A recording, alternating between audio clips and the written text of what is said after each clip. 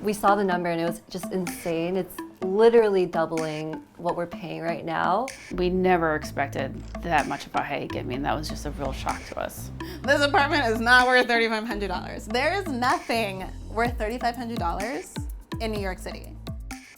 Rents in New York City are at an all-time high. In June 2022, citywide median asking rent reached $3,500. That's about a 35% increase from 2021. The median asking rent is $4,100 in Manhattan, $3,200 in Brooklyn, and $2,600 in Queens. Half the renters in New York City spend more than 30% of their income on rent, and a third of renters spend more than 50%. My mom called me the other day and she's like, "You're 31, you should own property." And I literally said, "With what money?" Because it all goes to my rent.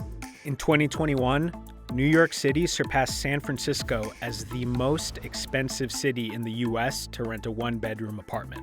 With the city entering the most competitive rental market in a decade, affordable housing is increasingly hard to find. I'm going to filter for 2 bedrooms, which is what I'm living in right now, for $2,250, which is what I'm paying right now in my current neighborhood, and there's nothing, literally no matches.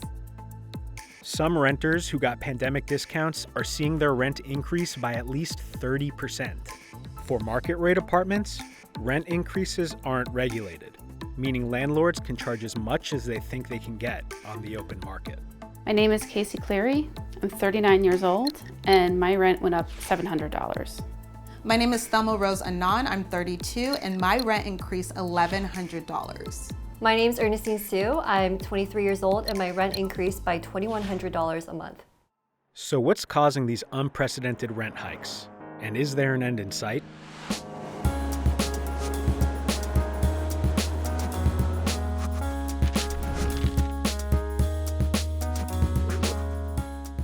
New York's been expensive for a very long time, and that has to do with demand, right? People want to live here. I saw an episode on Oprah with my mom about making a vision board. So I made one when I was 17 before college, and I had New York on there and Manhattan. Everything's here. You have all walks of life. Anything you want, any cuisine you want. You have Broadway, museums, everything. Couple that with persistently low housing supply, and you have a recipe for extremely expensive city. After the pandemic hit in March 2020, New York City's population dropped by about 340,000. Renters are fleeing New York City, leaving a record number of empty apartments in Manhattan, and as vacancies rise, rents are dropping. During this period, rental inventory reached levels not seen in over a decade. The last time rents in New York had such a significant drop-off was during the 2009 financial crisis. When the pandemic happened, a lot of us millennials, Gen Z, we kind of laughed that we are finally able to afford to live in the city that we love so much. At the height of the pandemic, a third of listings in New York City were offering rental concessions in the form of 1 month or more of free rent. Being a landlord in the beginning of the pandemic was quite scary. There were so many unknowns, and as New York City started to shut down, there was this concern, well, what about all of our units? Are tenants going to be able to pay rent? What's going to happen? We have a lot of expenses as small landlords. Our mortgages, our city bills. Ernestine, a recent college grad from California, moved to New York in January 2021 to start her first job for CNBC's Fast Money. New York City was empty at the time. People were away from the city. She and her roommate found a 2-bedroom apartment in Manhattan's East Village for $2,250. We actually got a great deal. I believe we got like a month or 2 off of the rent. So our rent was actually discounted. And also our apartment has in-unit washer dryer, which you don't find a lot in New York City unless you're paying a premium. Casey and her husband had been living in their Upper East Side 1-bedroom apartment since 2015 and received a $450 rent cut during the pandemic. We really strongly considered moving out and finding a new apartment, something with better space, for the same price, but our landlord actually came back and said, we'll lower the rent to X amount, so we were pretty happy. Thelma has been living in New York since 2018. In 2020, she reached a personal milestone and got her own 1-bedroom apartment. So I found this apartment on Street Easy for $1,882, and it was a 1-bedroom, and I thought that was an incredible price because you can never find that in New York. So I instantly jumped onto it. And then it increased to $2,400 the next year. There's been a lot of times where I had oatmeal for dinner because I needed to pay my rent.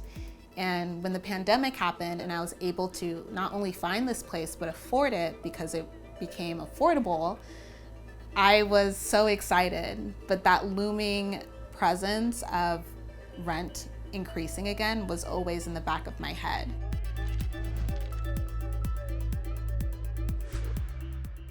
In mid-2021, New York City began to come back to life as vaccines became available and restrictions were lifted. New York City is dead forever. That was the proclamation from some last year when sidewalks across the city emptied and many small businesses closed their doors for good. But new data today shows a reawakening. Rents soared as tenants lost the bargaining power that they had at the height of the pandemic. I've been in the business 13 years and I've never seen the rental market quite like this. I've seen it competitive, but not where there's bidding wars for rental properties. My original rent was $2,250, so they're saying if I want to renew the rent, it will be $4,395. So, yeah. I actually did refresh my page because I thought this was an error. And I looked at the number and I just started laughing. $3,500. Like, I had to keep saying it out loud to myself because it was such a ridiculous number that I was like, this cannot be possible. This must be a joke. When we got a new lease increase, we really wanted to talk to the landlord and discuss an option of, can we negotiate a little bit or is there any wiggle room? And they just wrote back within 15 minutes saying no, that they already gave us a preferred rate of that $700 increase. So they were not willing to budge on negotiations at all. We didn't think our apartment was worth $2,700. It's small and it doesn't really have all the amenities, the fourth floor walk up. The $2,700 is also our preferred rate where it's actually at $3,100. Now, with inventory very low, landlords can charge much higher rates and certainly make up some of the losses that they incurred during the pandemic. I think some of the misconceptions that people have about New York City landlords is that every single one is a huge institution just reaping in profits, when in reality there are a lot of small landlords, especially throughout Brooklyn and Queens, who maybe they live in one unit and rent out the other, and they're dependent on these renters to, offset their mortgage and expenses. Of the city's nearly 3.6 million units, 2/3 are rentals. About 1 million are rent stabilized, meaning that rents can only be increased by a fixed amount each year. But even those lucky enough to be living in rent-stabilized units are seeing larger than usual rent increases. In June 2022, the New York City Rent Guidelines Board approved a 3.25% increase on one-year leases and a 5% increase on two-year leases, the highest rent hike in nearly a decade. The fastest growing borough has been Manhattan in terms of prices. Manhattan was also the hardest hit. And now we're seeing prices that are higher than 40% year over year. That would have been something I thought was a typo years ago, but is now a sad reality for people living in Manhattan and trying to cope. If I'm already checking off the boxes of what makes a great tenant, I have a full-time job, I make over 6 figures, I'm single, quiet, and I can't even afford to live here, who is the housing market for?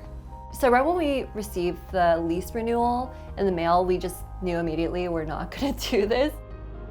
We actually found a great one that we liked. It was over in Kew Gardens in Queens. We started to put an application in, and later that day I was laid off from my position and my role. And anybody that knows New York City, you need proof of employment, an offer letter, pay stubs, and at that point I didn't have any of that. Casey and her husband left their Upper East Side apartment and moved into an Airbnb in the Bronx. We thought that was the best choice for us because it allowed for a lot of flexibility. They do offer short-term leases, which was really nice. It was almost like a sublet. We said no to $700 and, we did think about that, but I think in retrospect, I would have done a little bit more research and looked for different apartments and put a little bit more effort into making a decision before we actually just said no to our landlord. We realized that after it was all said and done, the Airbnb itself really cost just about as much as the rent increase would have been at that $2,700. As I apartment hunt, I grow frustrated because I see very blatantly the benefits of what boroughs have and what other boroughs don't. Like, what do I give up? Do I give up having access to be able to get food easily, or do I give up being able to walk to a doctor? Do I give up my safety because some neighborhoods are safer than others? For a whole week, I was just breaking down, looking at the prices. One night, I literally called my mom and I was like, Mom, I feel like a failure. I can't even afford living in this city. We've already put in one deposit, so ideally we don't go past another one. Is the agent here yet? Could you picture a full bed in here with your desk? Yeah, I feel like my desk would fit here. And then like, I could have a full bed, but then like, I need something for my closet. I love it, but I don't know if I can afford it, honestly. So my roommate and I saw 3 or 4 apartments before finding the one that we have now, that we just got approved for.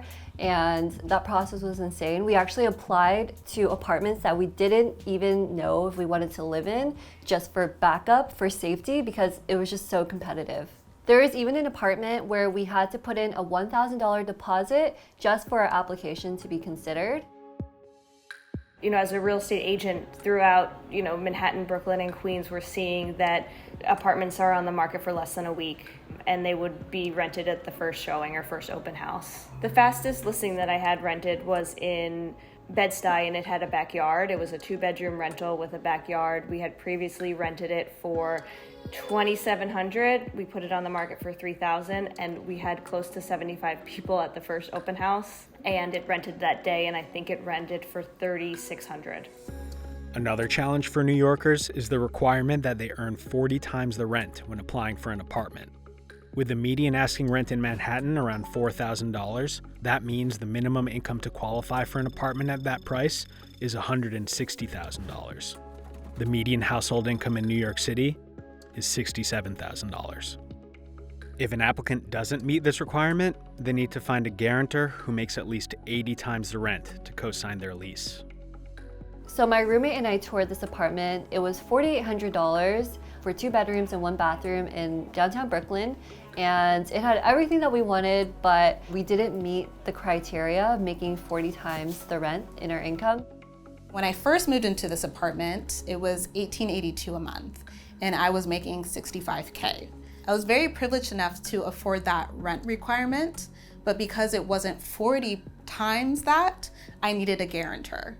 That is something that was both embarrassing to deal with as a 29-year-old who, you know, with a master's degree, you know, I proved I can make it on my own, but here is a roadblock that doesn't make sense and seems to be very classist to push certain people out.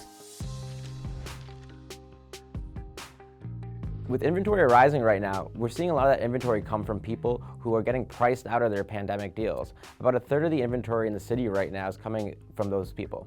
We've thought about Jersey City, which is really cool. It's not out of the question. I mean, those are all really close to New York. It's just kind of like a wait and see kind of thing, but we're willing to do, you know, Brooklyn, Queens, I mean. Casey is waiting until she finds a new job before starting her apartment hunt again. There's so many remote opportunities now. Who knows where I'll end up. It could be in New York, I could be in Boston or Philadelphia. But I'm really open to anything, so. And here's my resume, just kidding. Thelma's lease ends in September 2022. She won't be renewing. You know, I remember the beginning of the pandemic, how scary that was. And how, I mean, if you were here, it was very empty and scary. So to see New York come alive again has been incredible. And then to not even be able to continue to experience that joy simply because I can't afford to live here it's ridiculous, because I'm like, okay, then what's next? It is looking more like I'm going to put my stuff in storage and go to Europe and work remotely there and hope that housing calms down in New York. Thelma ended up buying a one-way ticket to London. Hopefully I can come back once the market has cooled down a little bit and I can find a spot, or I don't know, maybe I'll officially become a London girl, who knows? Ernestine is moving to Brooklyn with her roommate. Her portion of the rent will be $2,200. I love it.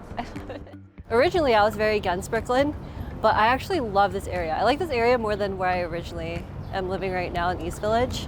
I love how it's like right by the water, and there's so many cute restaurants around, and it just seems like it's like easier access to like healthy things I could do in everyday life. So when we signed this lease for our new apartment, the upfront costs were $10,000.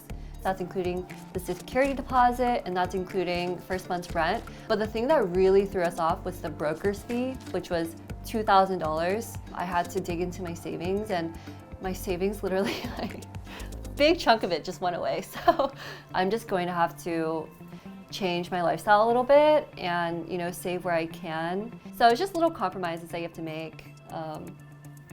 It's just all compromises. It's really an odd feeling not having a set place right now and just really kind of feeling like a nomad. So it's hard to think about where I'm going to be in a few months and where we're going to be settled in. And also my cat. I want to make sure my cat's happy. It really does come down to supply and demand. There's a lot of people who want to live in New York, and the amount of apartments in New York, there's just not that many of them. And that imbalance right there is going to cause the unaffordability that we're seeing across the city. The finish line keeps moving, and I'm like, what is the purpose of me running this race anymore? With the U.S. economy on shaky ground, there's a chance that New York City rents could start to normalize. We're gonna have to see a lot of inventory come online. So that'd be people moving out of the city, or a large rash of construction being built, or there's something going on with the demand side. If there's a ton of job losses, like in a recession, things like that, where people just couldn't afford what they could afford before, then that would also lead to prices to fall as well. So one of these two things has to budge. The scales are starting to tip into buying. So if you look at that rent versus buy analysis, I think, you know, as rents are at an all-time high, it's really worth looking at, why am I spending $5,000 to rent when I could own the same apartment for less?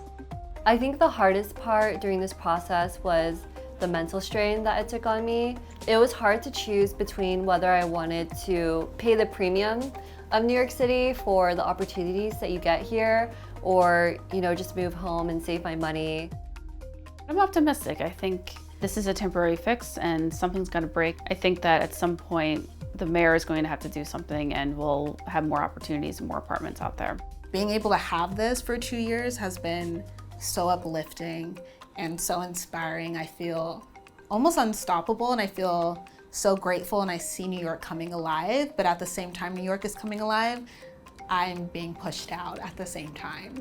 You know, New York tough is a saying, and it's true, but I feel like we're being beat down, and you can only be as tough as you can.